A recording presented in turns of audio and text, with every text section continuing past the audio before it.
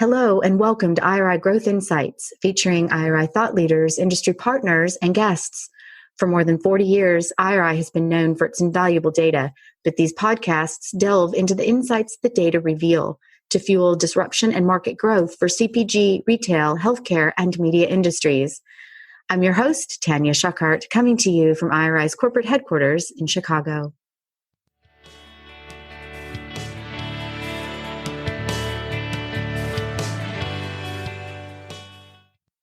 Hi, welcome to IRI's Growth Insights. I have a fabulous guest joining me today.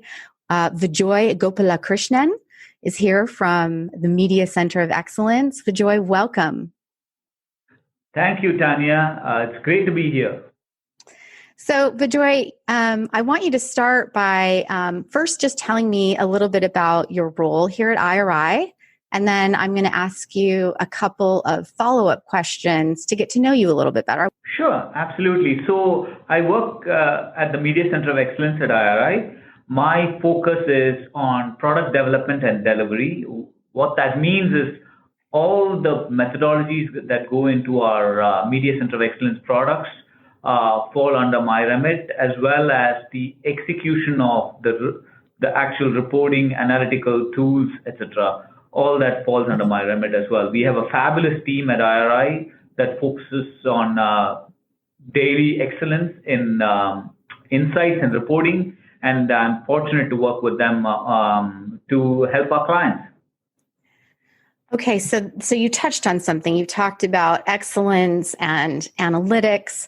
And so I know, and I want our audience to know that not just your professional life and your personal life, this analytic nature applies even so much as in the areas of cocktails. For example, I hear you have a scientific approach to crafting the perfect old-fashioned. Can you tell me a little bit about that?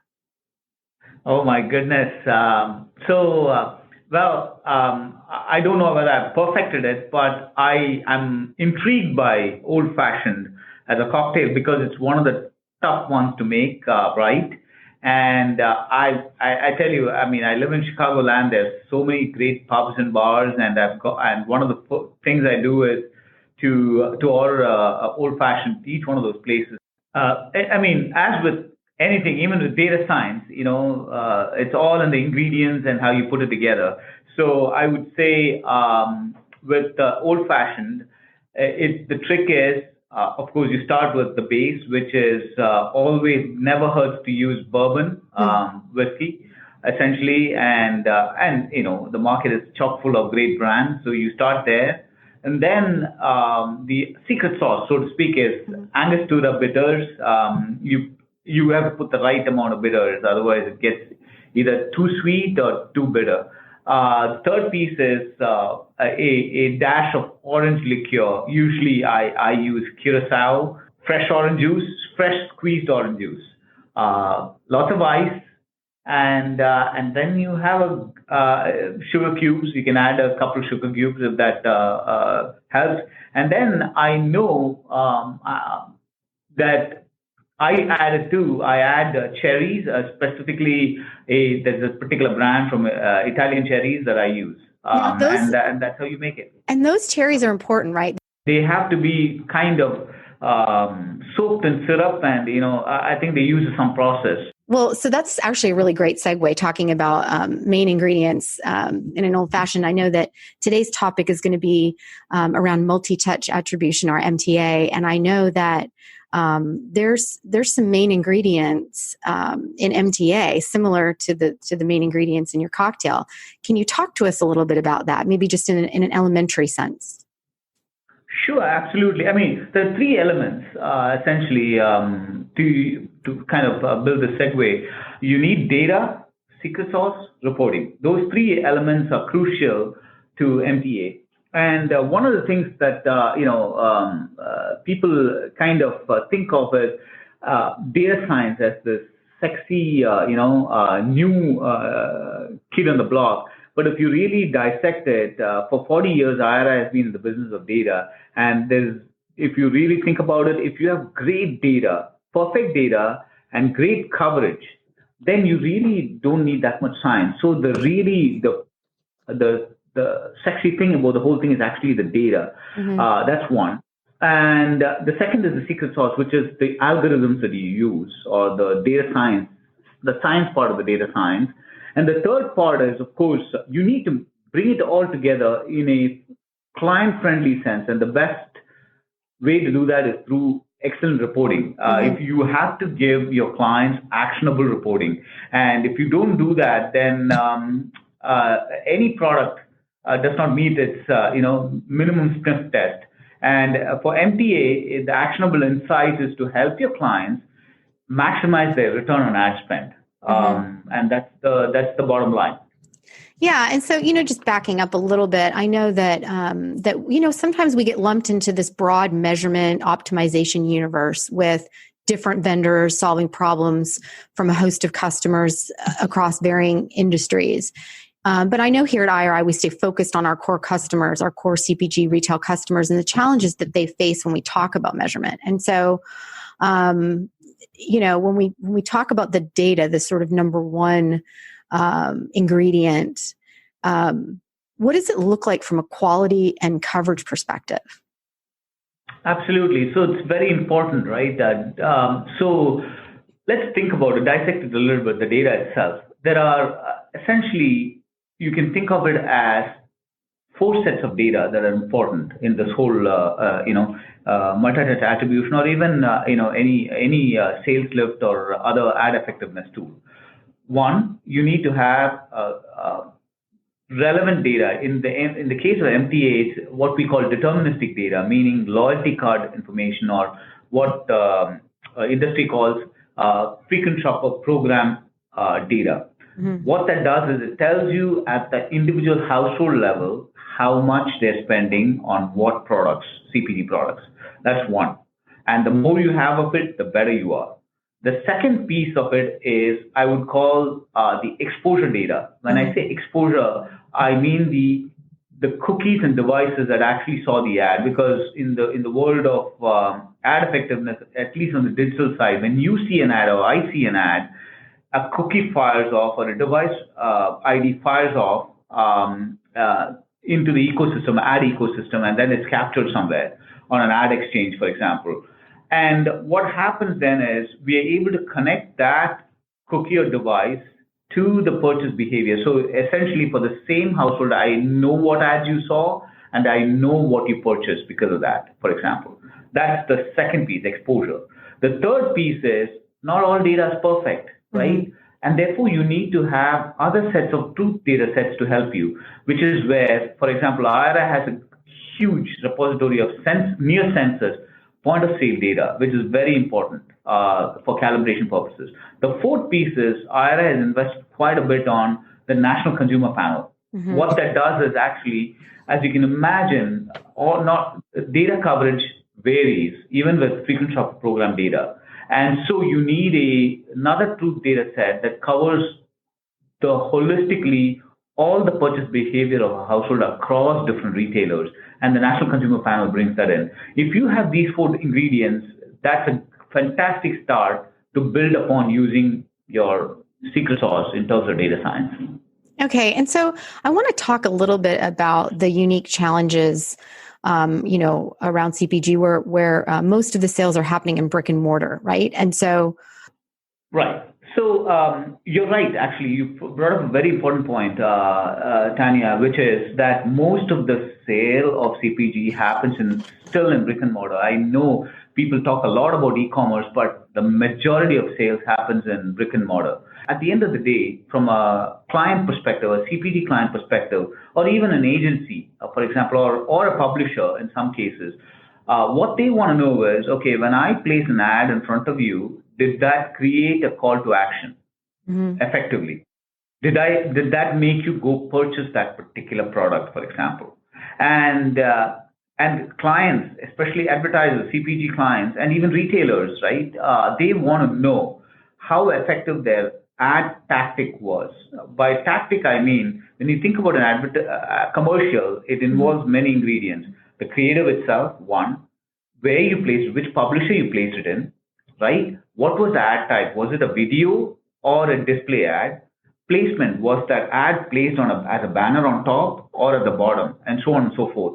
When you have all these different tactic elements, what a retailer or a CPG wants to know is which of these tactics was effective in driving that sale. Mm-hmm.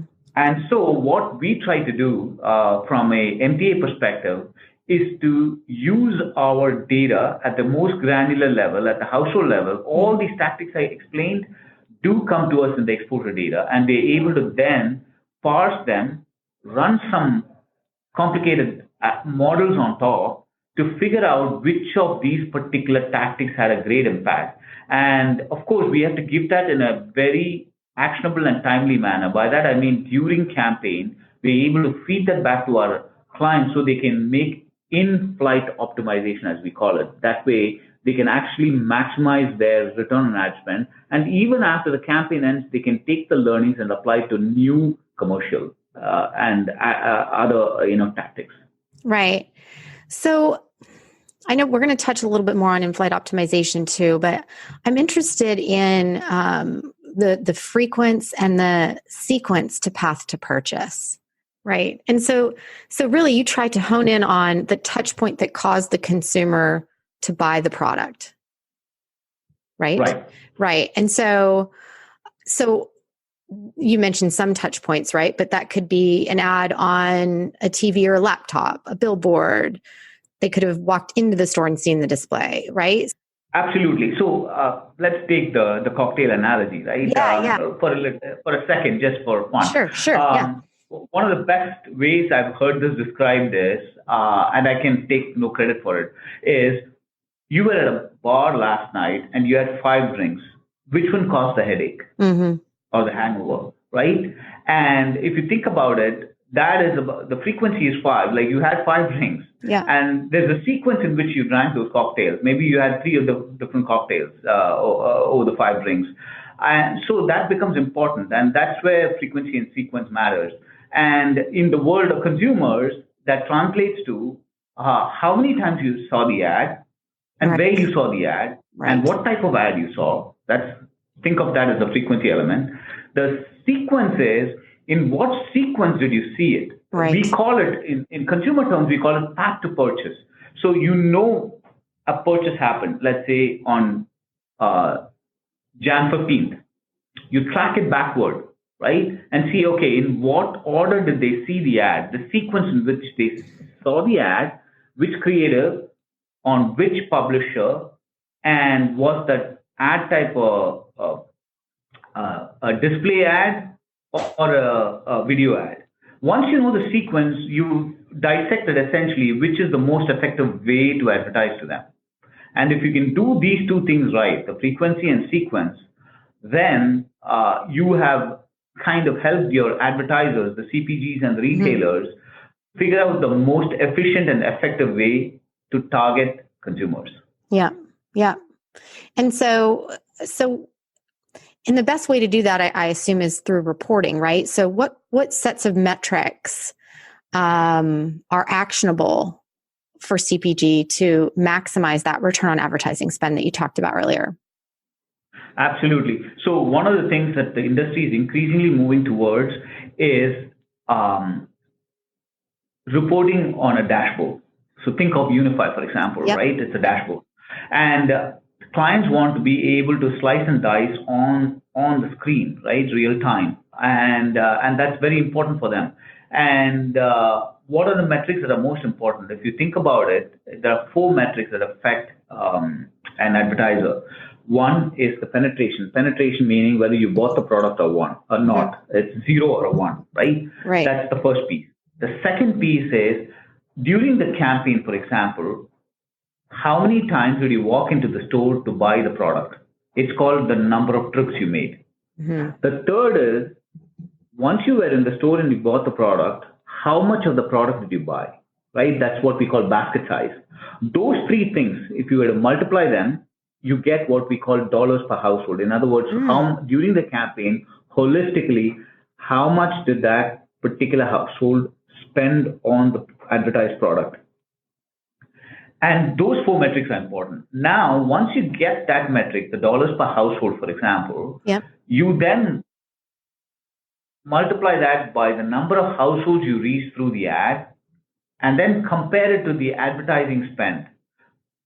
By doing that comparison, you know what the return on ad spend is, which is the other most important metric, right? ROAS, as we call it in the industry, and sometimes it's also referred to as ROI, using a slightly different definition.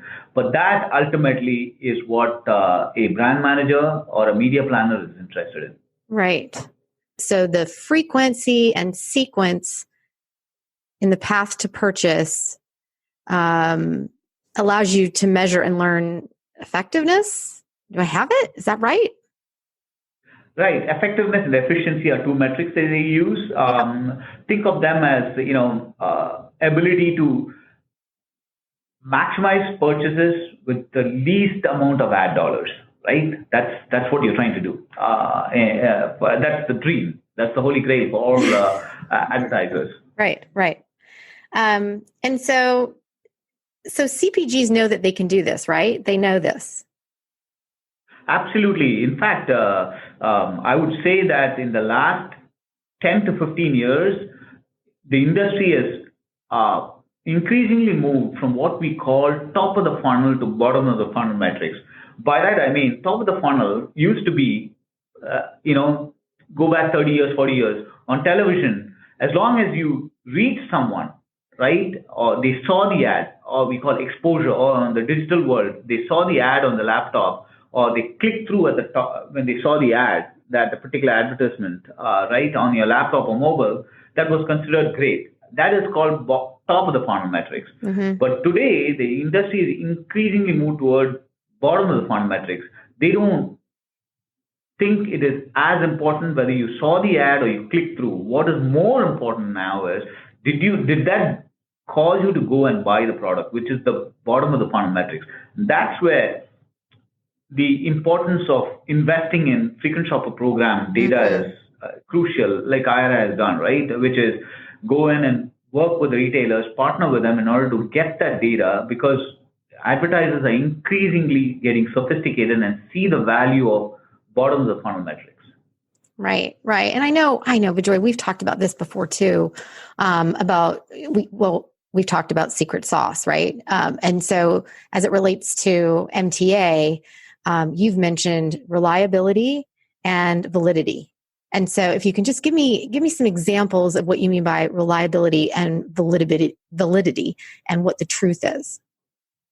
Absolutely. So that's the other piece, right? In the ingredients that we talked about the data, we talked a bit about the reporting, and so the secret sauce or the algorithms is the other piece.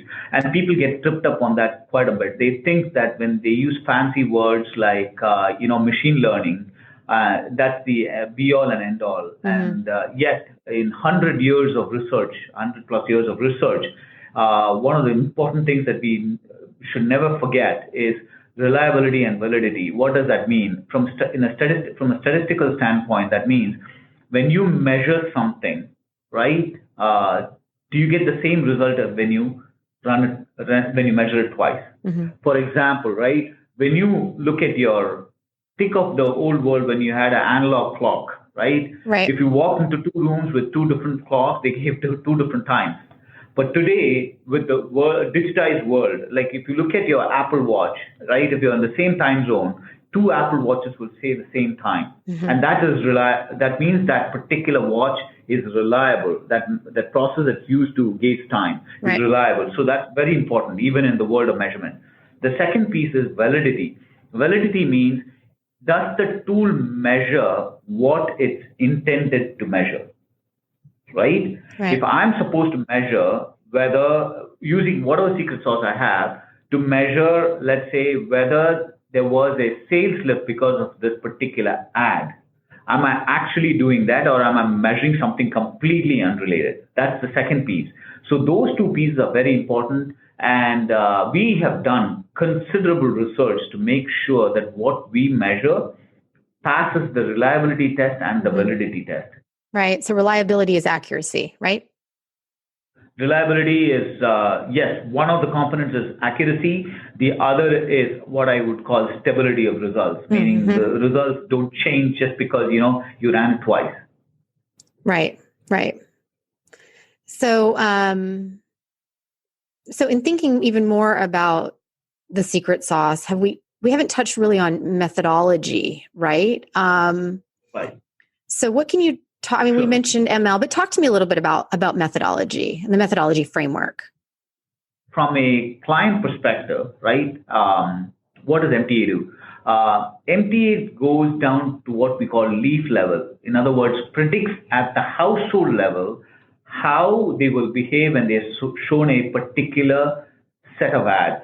Think of it as the frequency and sequencing for a Right. particular household, Yeah. right? And then you have to now model at the household level and then aggregate it up.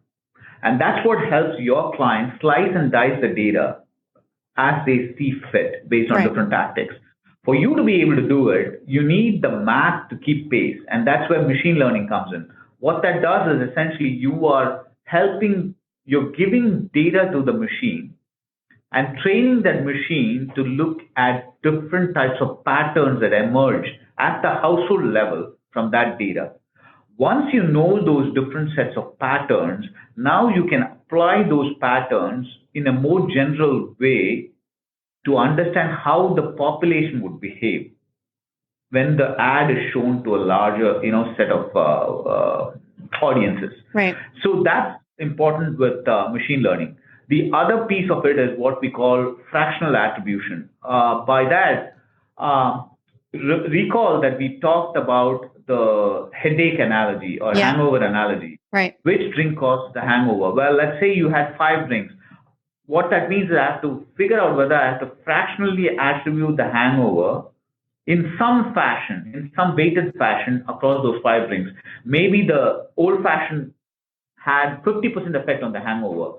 Maybe the Manhattan had no effect. Maybe the margarita had 20% effect, and so on and so forth. That's the other piece that that machine learning helps us do, right? It fractionally attributes.